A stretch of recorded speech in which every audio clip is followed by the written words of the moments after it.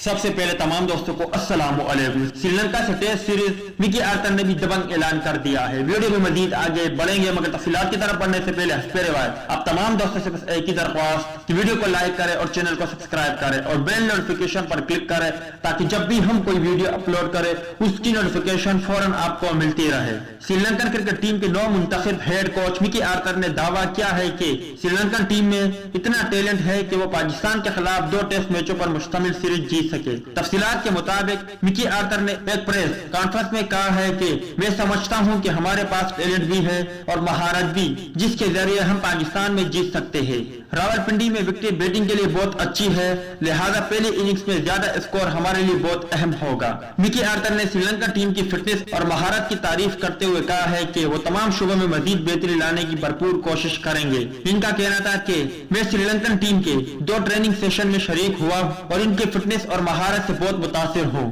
یقیناً یہی وہ شعبہ ہے جن میں کام کرتے ہوئے مزید بہتری لانے کی کوشش کروں گا اور پاکستان کے خلاف 2 ٹیسٹ میچز کی سیریز جیتنے کی بھرپور کوشش کریں گے۔